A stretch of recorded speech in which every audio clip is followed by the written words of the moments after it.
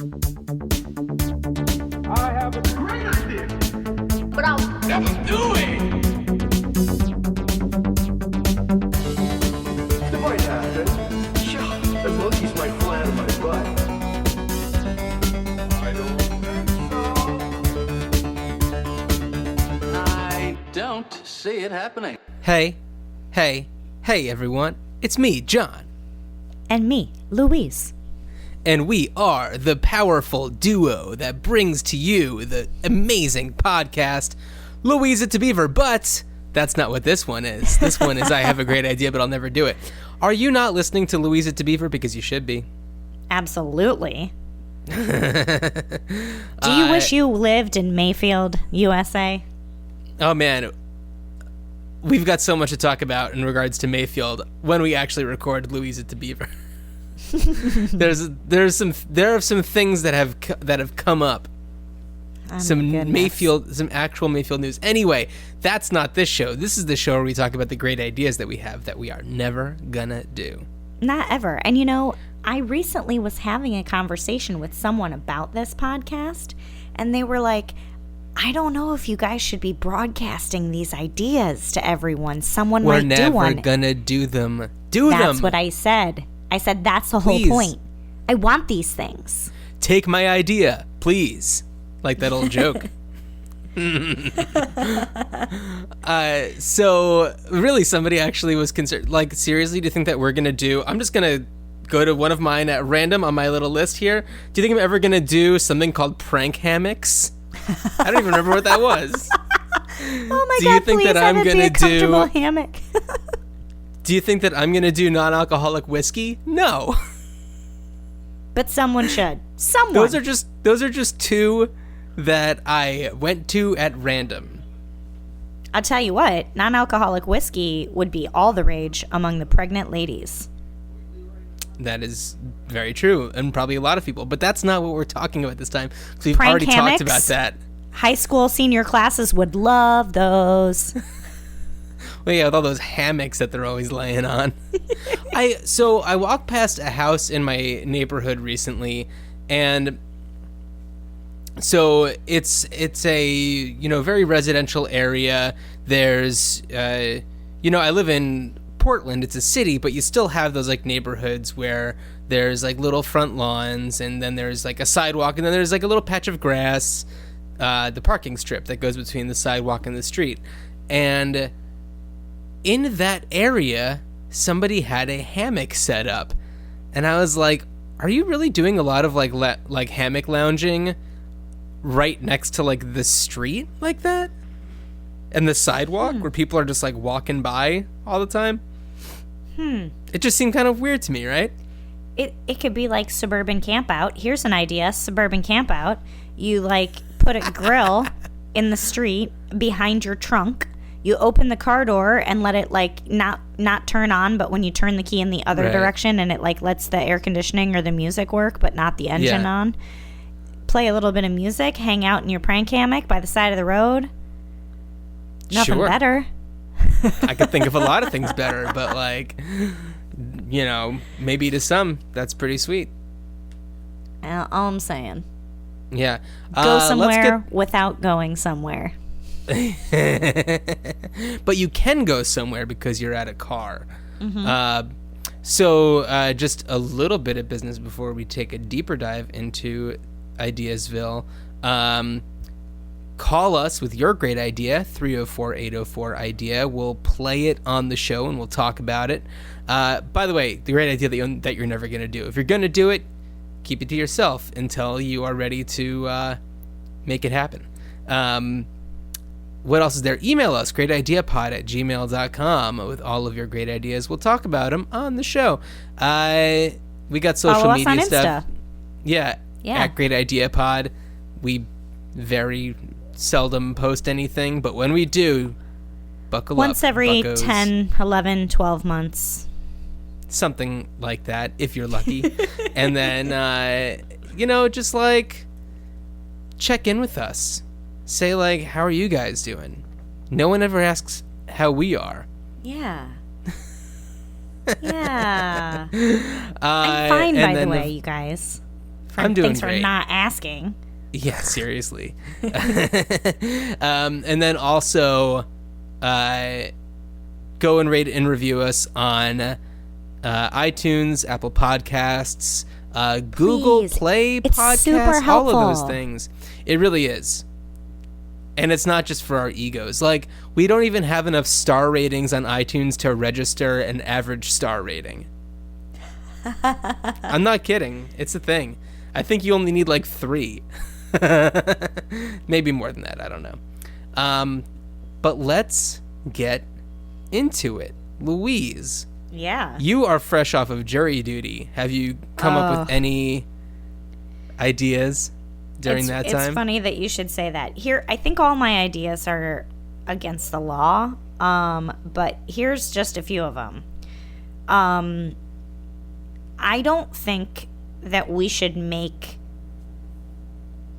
average Joe Schmo, average plain Jane jury members. And I hate to be this way about it, but I don't think that the average person is smart enough to understand what their job is. Multiple times during deliberation, I was on jury duty for 2.5 weeks. I was assigned to a criminal case. I had to be there every day at like 9:30 and got out every day at like 5. When we were deliberating, we did not get to leave for lunch. They bought us lunch, so in the morning we like got to say what we wanted, but we were trapped in this room inside of a courtroom that had its own bathrooms, so that like you couldn't actually ever leave. And when someone would go to the bathroom, you had to just be quiet because you're not allowed to discuss things unless everyone is there. Anyway, point is, they basically did closing arguments. And maybe I'm just like living in this world where I'm like, everyone did mock trials in middle school and high school, and perhaps they didn't, but like in my brain, everyone does that. Maybe they don't. That's fine. It was a long time ago when I was in middle school and high school, but the attorneys gave closing statements. Were you going to say closing ceremonies? Like the Olympics? I almost said closing ceremonies. Well, I'm thinking about World Cup right now, and okay. I just watched the opening ceremony yesterday. So people in deliberation you get to write a note to the judge to ask, questions like, we would like to see, evidence 21B again. And then the judge decides if you get to obviously if it's been published, you get to see it. Anyway, you guys, this is so boring. Oh, my God. But people would say, I want to ask for the timestamp on that text message. And I'm like, right, but that wasn't part of what was entered into evidence. And they're like, but I just want to ask the judge for it. And I'm like, right, so you're going to waste about 45 minutes of our time because they're not going to give you anything else. Your job is to decide now that everything's been laid before you. That's it. Yeah, and you're not a lawyer. You're not the prosecutor. You don't get to ask these questions. You get to decide now. That's what you get to do. And then people would say things like, I don't care about whether or not he was holding a bag of whatever, you never can really know anything. And then I just kind of like had a meltdown moment, and I was like, you mean we can't know anything? Like we might be in the Matrix right now? Like are we even here? Like, what are you saying? So what I propose, this is the longest way to explain this, is that there's some sort of class maybe that is, so when I went to college, I went to a conservatory for music, and I had to take all university curriculum. They were called AUCs, and I had to take, I think, 5 of them in 1 year. So I think one semester I had to do 2, and then the other semester I had to do 3 or something like that. There should be classes a la, I don't know, not the draft, but like in some way, like let's call them law students. Let's call them like professional, like it should be a job. Like your job is a professional jury member. You go to classes, you learn about the law, you get paid your wage, you get a 401k benefits. Like, there should be a job that is professional juror, because the amount of time it takes to select a jury, first of all, just feels like a waste. And then I just don't feel like people, the judge will also give you instructions, like, your job is not to this, your job is to this, and also don't talk about this. And in the middle of deliberation, one person was like, well, my second cousin is a DA in Texas, and I was talking to her about this case, and she was like, blah, blah, blah, blah, blah. And I was like, okay, well, first of all, you need to be dismissed, because one of the rules we were given was don't talk about this. Yeah. With anyone. And she was like, it doesn't matter, she's in Texas. I'm like, well, now it does matter. So able to follow instructions, able to understand what you're supposed to do. Also, that DA in Texas should have been like, la, la, la, la, la, I'm not hearing any of this. You're not supposed to be talking about any of this. Hello. So I guess my great idea would just be like, why isn't, and I know why it's not. It's because it's supposed to be a jury of your peers. Like, that's part of the law. But, like, I am not a peer of a police officer. I am not a peer of a drug dealer. I should not be assigned this case, maybe, or I don't know. I can talk about it now because it's over, but like the inherent thing about the law that makes me unable to make my idea actually really happen is the thing that I think is wrong with it. So, well, or people were, sorry. Yeah, no. So my first thought is, I don't have much jury duty experience. When I was living in Los Angeles, I was called to jury duty. I did not get chosen, but there was that like full day of like orientation, and where they're like going to try to suss out who they're going to pick and who's going to be dismissed and all that kind of stuff. And you're just sitting there, and it seems like there needs to be a much better orientation system. Judge Lance Ito came out and talked to us. No way. That was the thing. Yeah, that's what jury duty's like in Los Angeles. Oh, wow. Judge Ito comes out. For those of you who are maybe our younger listeners, Judge Ito is the famous judge from the O.J. Simpson trial. Yeah, so that is a time when you are mostly just sitting around, and yes, there is technically an orientation going on, but there needs to be something more dynamic to like engage people and really drill in the like the rules about this. Another thing is that maybe there should be a like a little comments box when you're actually in the like jury room for existential questions. What does this all mean? Are we all even here? Like, get it out of your system and put it in this box. Don't waste anybody's time with it. Yeah. It's just like, also one of the instructions we were given was like, you have to be able to leave your opinion of the law out of your deliberation of whether the law was broken. Like, for instance, if you don't think heroin should be illegal, it still doesn't change the fact that right now it is, and this law was broken. Like, you don't get to argue that as a jury member, so don't spend hours screaming. Right. Also, it's like, that's a little cuckoo bananas, because how are you supposed to, when you're in a trial for 2.5 weeks, ignore your, like, you know, very firm feelings on a very relevant subject?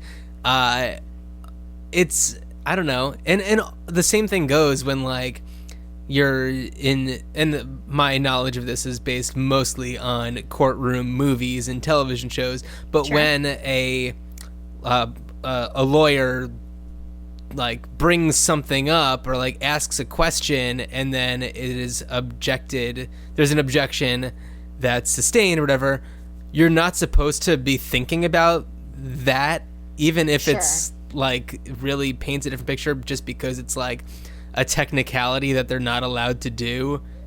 But it's like totally. How do you unhear that? How do you unhear that? I don't know. Right. So that's my issue. And I'm sure that, like, people who work in the legal and justice systems, like, you know, can explain it to me for hours and hours and hours, but, like... Well, could it be just, like, a law school, like a course? Like, your course this semester is jury duty. For, like, a paralegal, for an attorney, like just somehow get it. I mean, I know it's supposed to be the public, but, like, Well, or people maybe it's used like... to read, and now people don't read. Maybe it's part of the test to get a driver's license, because people, you know, people who maybe don't even finish high school, you know, they're also in these courtrooms. People who don't have any schooling, you know, really can be in these courtrooms. So it's like there's got to be a place for them to get this access to this knowledge. Yeah. I don't know. That is outside of it. This is now just me wanting to talk about it for a second, but, like, there was a moment where someone could not get a concept. So in order to, like, help them understand the concept, I said, let's say it's not about drugs. Let's say it's a murder. And if a mom and a dad and a kid are in a house and the mom murders the kid in front of the dad and the dad does not go to the police, now he is an accomplice. Right. Now he is guilty, even though he did not kill the kid, because he did not go to someone and say this happened. Now he is also guilty. And, like, people were like, no, that's bull. No, that. And I was like, okay, well, and then somebody else was like, we're not talking about murder. And I was like, oh, God. Right. So remember 30 seconds ago when I said as a concept? Yeah, right. When I was trying to teach you? Never mind. Right. And also it's like, yeah, it might not be what you would do, but it is the way that the law works. Yeah. Right. So wow. Anyway, let's on. talk about something fun. What do I? Yes. What do I have what a here? can of worms. Okay. All of mine are pretty ridiculous, so I'm just going to start at the top. I don't know if we've talked about this before, but it's something that I've been thinking about for a long time. But do you listen to National Public Radio, aka NPR? Of course. Every Louise, day. I knew the answer to that question, but I wanted to start this with asking that question. So, as a listener of National Public Radio, you are familiar with some of the names of the people who are on-air talent, correct? Correct. Can you name a few? Ira Glass, Sarah Koenig. There's also, oh my gosh, I'm just trying to think of the Planet Money people. I'm, like, trying to think of Up First. Like, I hear them say their names every day, but... My point is, they all have such NPR names. Like, when somebody says their name, when someone on NPR says, like, you know, a news story, and then they say, I'm da-da-da-da-da, and you're listening to da-da-da-da-da. Like, it always has a very, like, NPR-ish name. Oh, yeah. I kind of just want to, just look up a list of names at random, like, NPR names, because they are all... Like, some of them don't even sound like they belong in the NPR world, but the way that they say them sounds so NPR. Crystal Ligori is one of them, and I don't know where it's just like Crystal Ligori is some girl from Queens, but, like, when she's on NPR and says her name, I'm Crystal Ligori, like, it's just like then that it's such an NPR name. Mm-hmm. So because there is Stacey Vanek Smith. Stacey Vanek Smith is a perfect example. Kenny Malone. Some of them, like Kenny Malone. So here's what I'm saying is that there needs to be a list, like a running list of NPR names, and it goes from, like, the top of the list is the most NPR sounding name, and then at the bottom of the list is your Kenny Malones and your Crystal Ligoris, because NPR names are, like, a total thing. I don't know. It's not much of an idea. No, but I like it. it is also taking me back to, and sorry to all the young kids listening to cool podcasts. Yeah, we're but talking about NPR and the judicial system. Well, do you remember the SNL, and it was Anna Gasteyer, and there was Will Ferrell, and I think, oh my God, it was Anna Gasteyer and someone else, but they were not Sherry O'Terry, but you'll be joining us today for, and it was like an SNL skit about NPR hosts. Delicious Dish? Oh my God. Yeah. Yes, Delicious Dish. But it is a weird thing that is like a genre, because in essence it's just the same as something else, but it's your name and the way that you say it that even makes it more NPR. Yeah. Right. I'm Lakshmi Singh. Like, that is such an NPR name. Totally. It's so great. That's it. It's not much of anything. It's just a list, but I'm not going to do it. All right. Well, I just kind of have like a anything idea. Maybe this should be like not so great ideas day. No, it's a sorting party for adults, a la adult coloring book style. But the other day at work, I needed to move paper clips. Okay. Just like a giant bowl of paper clips, and I thought, this just won't do. I can't put them from one bowl in one room to another bowl in another room. So I separated them by color. I feel like I was so close to Nirvana. Like, I felt so happy, and when I looked at my accomplishment, these like individual colors, and I was like, this was super therapeutic. There should be sorting parties. Like, not Mary Kay Tupperware style, but like, right. But like where you can go and do these things that like need to be done, or like maybe they don't need to be done, but they feel like organization parties. Yeah, or like when your necklaces get knots in them. Some people really go crazy and almost break their jewelry, but like I really enjoy getting the knots out of necklace chains. So there should be, I don't know, a place where you can go do that. Yeah, kind of like a tedious task swap, where it's like, what is a tedious task for one person, such as unknotting necklace chains, that's very soothing for you. And, you have that focus and the tiny fingers needed to do such a thing. Yeah. Yeah. And it just brings me like joy. Or, I live in New York, so it's not like I want to take the train 45 minutes to go someplace to sort paper clips for free. Like, that seems weird. But also, like, if we're having cat cafes and ferret cafes and like... Ferret cafes? Really? It's a thing now. Oh, no. I mean, not in New York, because people go crazy over, like, rodent family things. But I believe in Thailand there is now a ferret cafe. I mean, if we can have these... Why can't we just have a paperclip sorting party? I don't know. Yeah. I feel like I felt so good. At first it was tedious, and I thought, I don't want to do this. This is dumb. And then as I was doing it, I was like, things with your hands, even simple things. Like when babies are trying to put different shaped blocks in different holes. It's good. It feels good.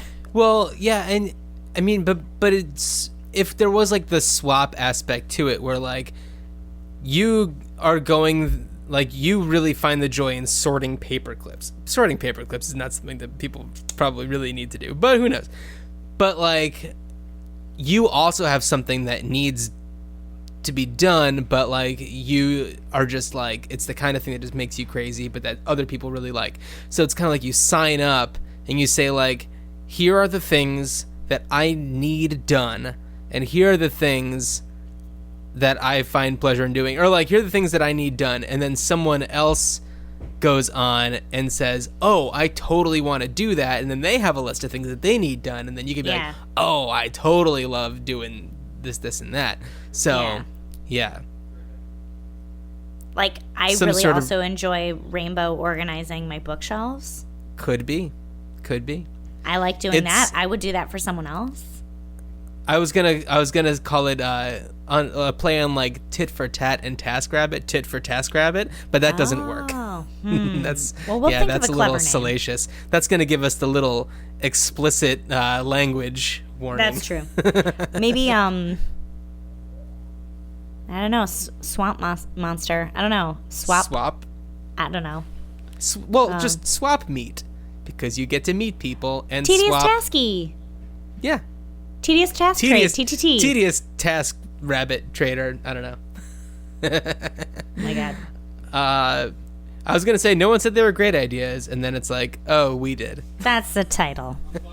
We did. All right. I have one idea that, as I was looking online at something completely randomly, I found it might actually be a thing, but I don't know if it's something that you can like purchase individually. But I've recently been in the process of like trying to buy some sort of shoes, specifically for hiking. I don't want to sound too white. We're sounding so white on this podcast. You're listening to I Have a Great Idea, but I'll never do it. Oh, no. So I got these I went to go try on hiking shoes, and it's like, nothing fit right. Everything was like weird in a different way. And then I did one where it was, I ordered some online that's like, oh, it's such a comfortable fit, but like they felt like torture devices on my feet. And it was the way that like the laces were and stuff. And I think that there needs to be laces that you can buy that are for each individual like row of little eyelets. So instead of like a long lace, you have little tiny things that are each adjustable, so that you can really custom fit how the laces go up the front of the shoe, so that maybe like it needs to be a little looser in the middle but tighter in the ends. Everyone has different shaped feet. Yeah. Just saying. I love it. But I think that there was some sort of like, I don't know if it was a hiking shoe or just whatever, but it looked like it had something like that. But it's like, this just should be a thing that you can go out and buy. Yeah, that's all. I like it. Yeah. I recently also bought a pair of hiking boots for, I got them for Christmas, but I picked them out. My mom was like, what do you want? I was like, hiking boots. And she was like, you're not going to be able to wear them in the winter. I was like, it's okay, I'll wear them hiking. But I like spent a really long time picking out the ones I wanted, and I am in love with my shoes. Good. And when we went to Arizona and did some hiking, I was like, I could not be happier with my shoes. I just couldn't be. Great. Yeah. I sort of had like I don't know if I've had this idea before, but I will say it again, and if it's again for the first time, if it's for the first time. I love my partner dearly, but he is not,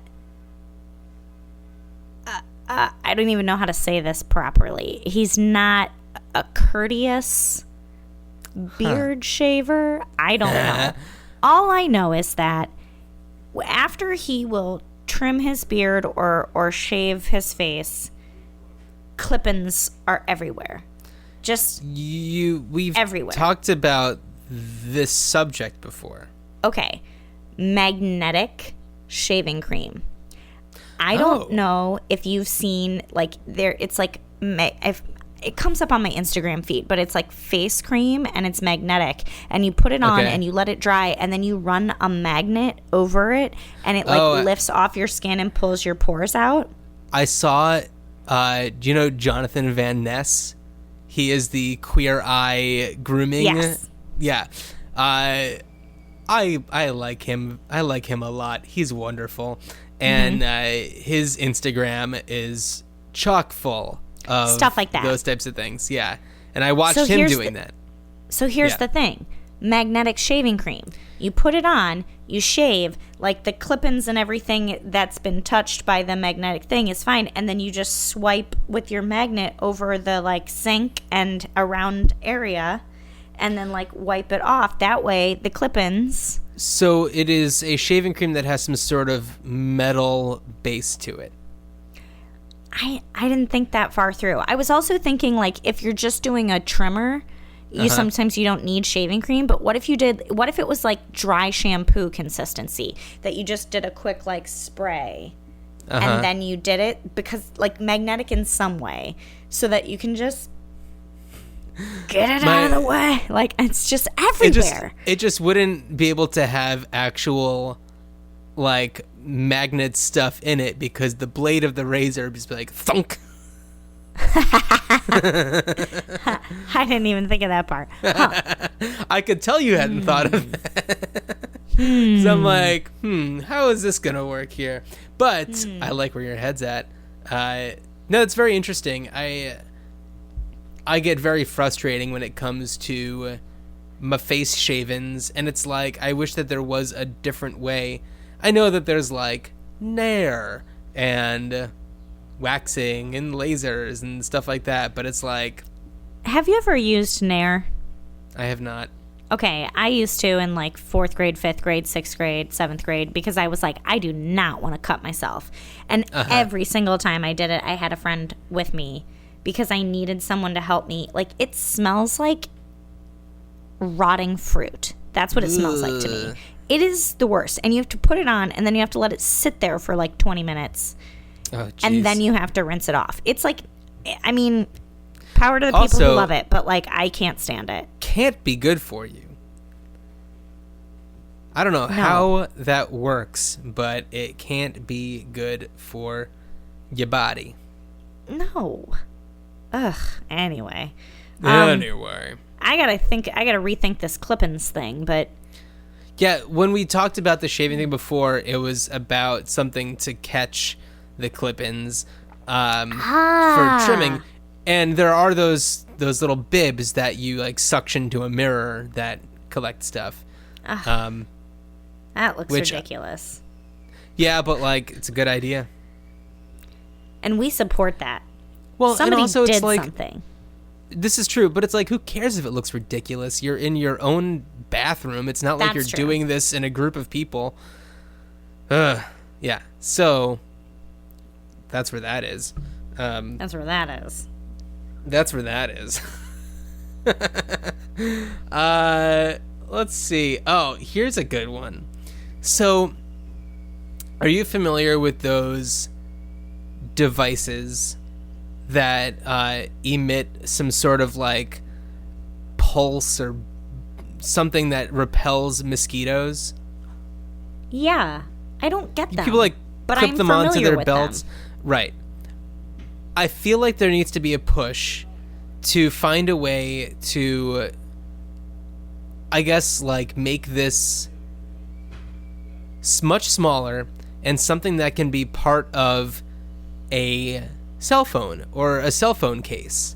So it's like you just automatically have this thing with you, because nobody wants to be bitten up by mosquitoes. Nobody's just like, let them mosquitoes at me, please. Part of your cell phone, something that you carry around with you all the time, no matter what, and it's like there's no reason why somebody would want mosquitoes near them, unless you are a spider, an entomologist, or a spider, and you want to That's eat true. them. Yes, unless you are a spider. But if you are a spider, you don't have a cell phone, most likely. That's true. I mean, I've not seen one, but what do we know? Wouldn't that be cute? If you're listening on your cell phone, spider, thanks. Hey, buddy. I don't kill your kind. Maybe you'll get relocated, but I usually just let you be. I let you just do your thing, because you're keeping the mosquitoes away. Mm-hmm. But yeah, it's just some sort of... I know that those things are typically a little bit larger, and I don't know how well they work, but like, there needs to be a push to make some sort of nanotechnology that keeps mosquitoes away, because there are so many diseases that are transmitted through mosquitoes, and we can't be having that. It's 2018, people. Yeah.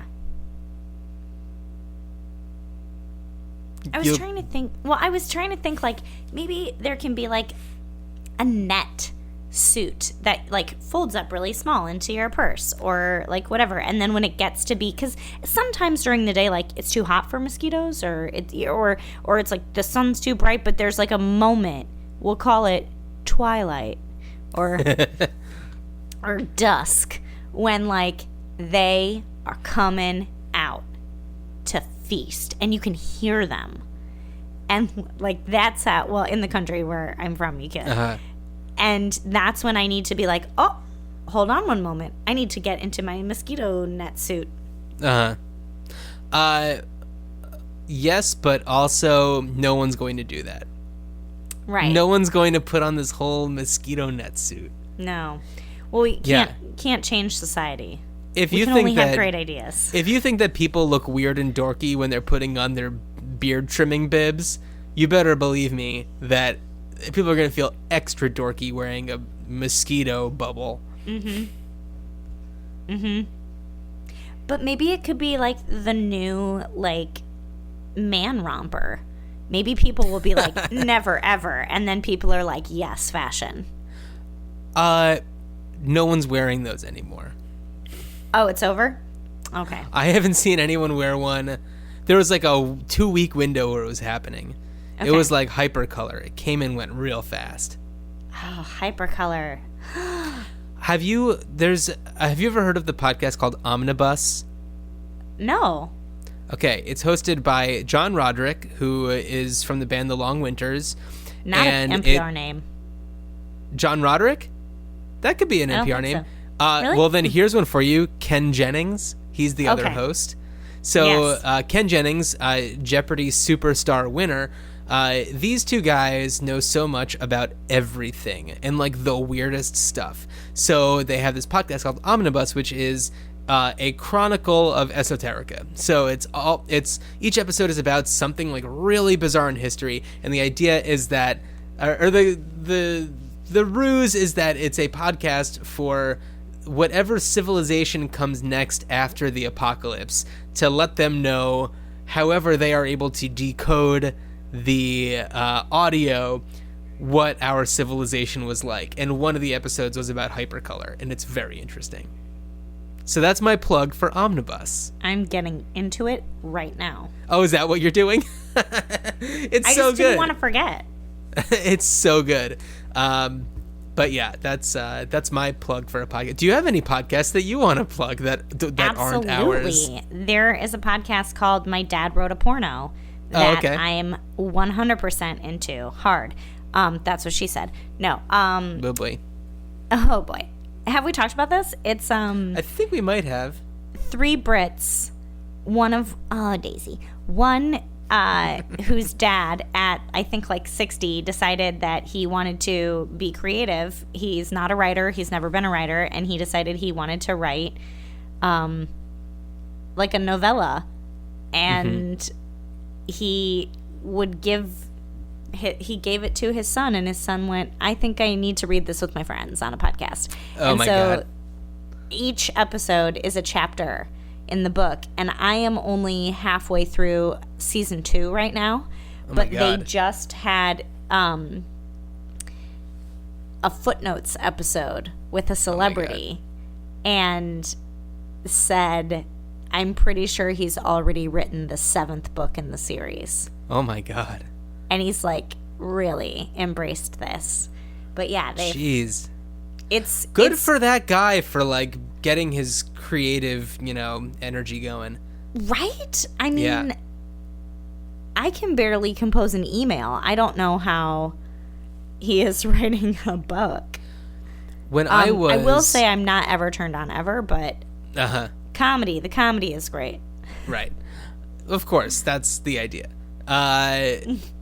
When I was 17, I was working on an independent film, an independent short film, and it lost money before it could be finished. And I wasn't like a big part of this at all. I was just like a, young, eager, looking to help out, looking to get some experience and meet people kind of person. And I was working on this independent film, and funding ran out, and the idea was to raise money for it by making a porno.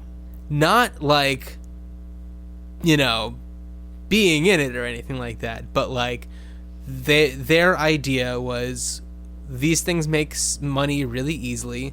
This is before the time of like porn is free and everywhere on the internet. The internet was still, just kind of chugging along at the time.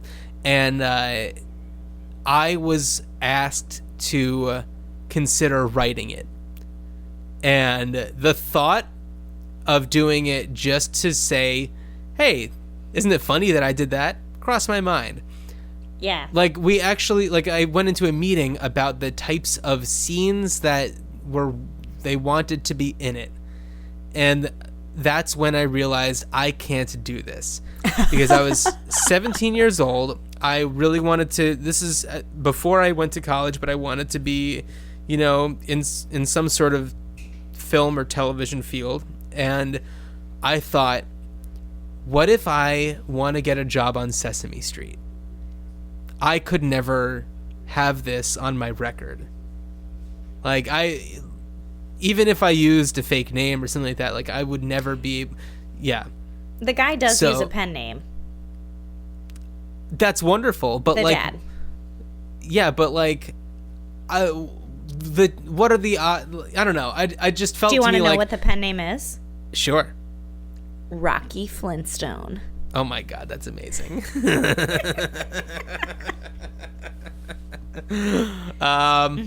Anyway, that is what it is up. But everybody should listen to Omnibus and My Dad Wrote a Porno and Louise to Beaver. Our Leave It to Beaver podcast that we love so dearly.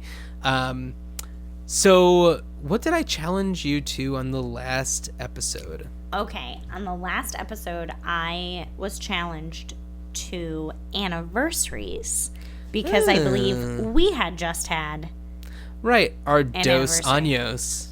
años. So my idea was a subscription gift service, and it's annual. So Okay. you would start. Maybe there's a questionnaire.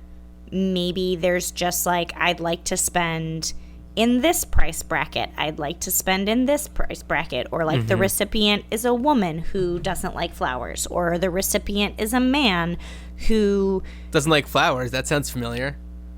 is a man who likes to use tools. And then there's also like, you could have a default. Like, I don't know if you are familiar, I'm not really, but in old-fashioned times, for your first wedding anniversary, you would get paper or something or Right. other. And for your second one, you'd get cotton or like whatever.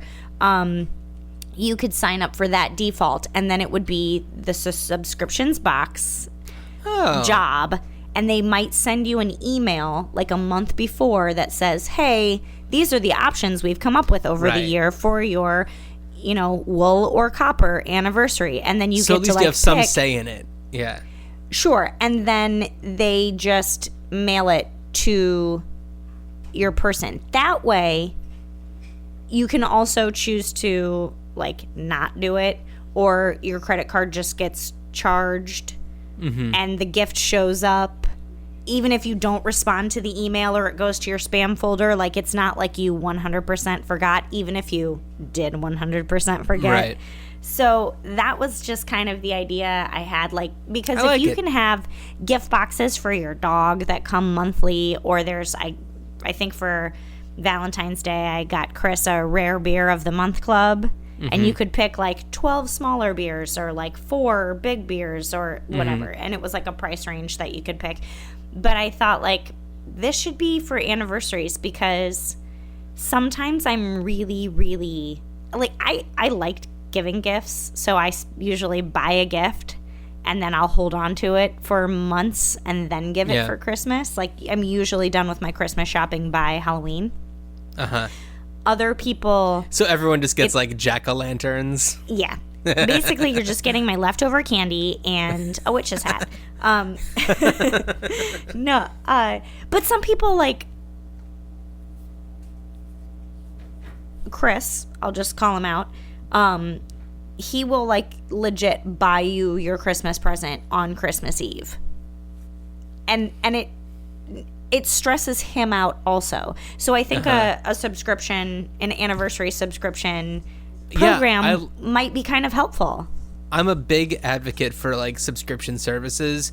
My wife, Laura, she signed me up for a Sock of the Month club at one point, and it was delightful. She made the mistake of doing this for me as a gift and saying it was from Daisy the dog, and so I only ever thanked Daisy for it, and she got so mad that I don't give her any credit. What a thoughtful dog. I know, she's so wonderful. She's a rescue, you know. So anyway, Daisy. But how sweet. Like, that's like really pulling on two strings. The sock string and like the pet lover string. I'm actually wearing a pair of them right now. Wow. Yeah. Sock Club is what it's called. I love that idea. I think it's really great. Yeah. You challenged me to landscaping. Oh, that's right. Yeah. You have like a guilty look on your face. Sorry. No, I did. I felt bad because I was like, we discussed you were going to go out and do some yard work. Here, I'm going to throw you this bone. Cut to, you hate it. Right. Well, you see so many people going outside and they've got their little hat on and their little like tool belt filled with gardening stuff, and they it relaxes them and they enjoy doing blah, blah, blah. Tedious task trade. Come weed my flower bed. Dude, totally. Totally. I live on a corner lot, so I have twice the amount of like front yard stuff, and I don't know how that area was cared for in the past. Like, my house, we moved here because it does not have much to landscape. Our last house had a bigger backyard, and man, oh man, was that a pain in the butt. So many weeds everywhere. This time we were just like hardscaped as much as possible. Enough room for like Daisy to go out in the back and like do her thing, but like really minimal. And it is still really, really difficult to just keep up with it. So, and now we've got like mint growing around like crazy, which it's like, oh, nice, mint. Mint is insane. It shows up everywhere. It's everywhere. There's so much of it. There's just so much of it. So, and that one's kind of a weird one. It's kind of tough to get up too. Some weeds are like a little easier to get up, but like not this one. And I do have this device, Fiskars, the scissor people make it. And it's this pole with like this little claw thing at the end, and you find like where the weed is coming from, and you put it right over there, and there's a little place where you step down. You step down on it, and it makes the claw go down and grab. And then you pull it up, and it pulls out from like the root of the weed. And it's wonderful. It doesn't work like for some really difficult ones, but it's really great and very helpful. And then there's like a little, it's almost like cocking a shotgun, but it like spits the weed out into your compost bin or yard waste pile or whatever. So my idea, I kind of had two, but one of them was like, would require probably the government. I don't know, but that I'll go with that one first. So that one would be to find a way to make use of weeds, like see if there's a way to turn them into energy, because they're everywhere, and like they just get tossed away and they keep on coming up. They renew themselves so easily. And if there's a way to find a way to actually harness some sort of power in them, That would be cool. Yeah. But my idea is and I know that it's very trendy to say the Uber of blank, but like the Uber of weeding, because I recently hired a landscaper to come out and just like get some stuff under control because I just couldn't keep up with it. And they were booked out for like 2 weeks, and you know, they didn't have enough time when they came to finish everything, and I've used them in the past and they're wonderful, but like it's also just so expensive. So And it's probably high season now, peak season. Oh, it's bad. So if there was some sort of app where like you could see trucks with gear driving around on your thing that are available, you know, and just say like, boom, you come to my house, pull some weeds, you know, or mow the lawn or whatever. Yeah. It's also just like so much easier to get a handle on something when you have all of the right tools. And when you're trying to do something and you don't have any of the right tools, it makes it 1 million times more difficult. Then you got to go out and buy some piece of equipment that you'll use once. It's crazy. Right. So, yeah. So part of it is that they would have to take a photo, they'd have to take before and after photos for like accountability. Mm-hmm. And what's also great about this is like the problem with a lot of those, the Uber of blank, even the Uber of Uber is like the safety factor of like strangers. Who is this person? Right. But you don't even ever have to interact with this person. Ever. No, because you pay them through the app. You pay them through the app. Everything is outside. Yeah. Yeah. And that's that. I love it. Yeah. Not gonna lie, thought about it like a minute before it was time to talk about our challenges. But sometimes that's how creativity strikes. Oh, that's how it happens with most of our challenges. Where like I bang my head against a wall trying to think of something, and then it's like while we're talking about ideas, that's when they come up. Perfect. So for next time, I challenge you to waking up in the morning. Ooh, I do it every day. Yes. Well, hopefully. Yeah, that's true. One day I won't. And then podcast will be over. Yeah. So my challenge to you was going to be jury duty. But I feel like I don't want to make you think about that anymore. Thank you. But yes, but something that I kind of came up, because right now we are recording this. I am, for those of you who don't know, I'm in Portland. Louise is in New York, and currently, like, you know, doing a bunch of other things. I think that there needs to be some sort of soundproofing innovation. Because before we started, you were saying that there might be some noise from people doing construction. This and that. Yeah, so a soundproofing solution. I don't know. See what you come up with. Soundproofing. Okay. Much better than jury duty. Thank you. Yeah, you're welcome. At first I was like, she just did all this jury duty. It's gonna be so easy for her to come up with something, but then it's like, no. Oh boy. Yeah. We already talked about all the stuff that we normally talk about at the end. Rate and review us. Yeah. Call us. 304-804 idea. Tell your friends. Tell your mother. She worries. Yeah, that's what's going on. Look, everybody listening, how are you guys doing? How are you? Just like, you don't have to call us with a great idea.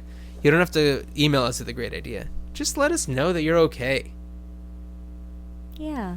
Or if you're not, we'll know that too. Reach out.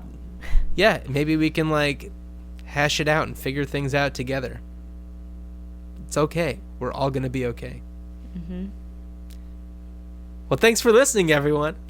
Yeah, thank you. We'll see you around the old town next time. Yeah, thanks for hanging out, Louise. Thanks for hanging out with me. Bye. Bye. I don't see it happening.